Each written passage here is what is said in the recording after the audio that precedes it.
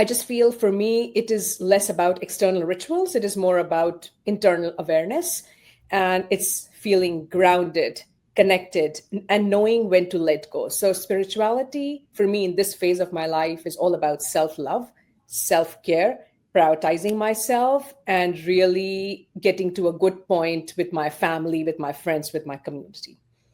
So, That's great. Yeah, Cass, I have associated myself very strongly with motherhood, and with my son not needing me as much, I was like, who am I? Right? Like that, I actually had a proper identity crisis. I discovered a Buddhist monk called Thich Nhat Hanh, and he changed my life. I might tear up, fair warning, because I generally don't like talking about him because he has truly helped me grow. I don't think I can talk today. I am calmer now, so I think I can control my emotions. Yes, so two things stand out for me from what he said.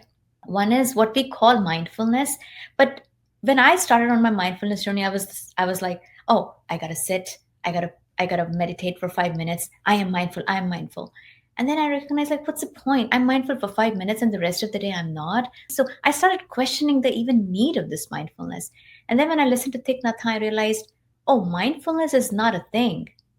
It's life, the only way to live.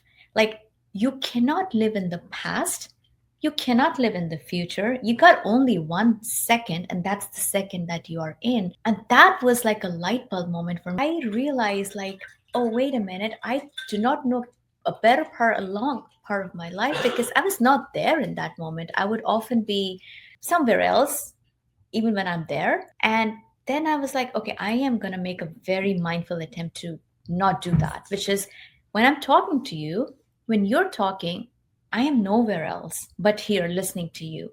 When I'm petting Millie, my dog, I'm looking at every little hair or golden hair of her body, like I'm looking into her eyes and really being there, and so on and so forth. So that, in my opinion, is mindful. And then the second point is connectedness, which again, like, deeply resonated with me, maybe because I'd started off that way in my childhood, which is he talks about we're all connected.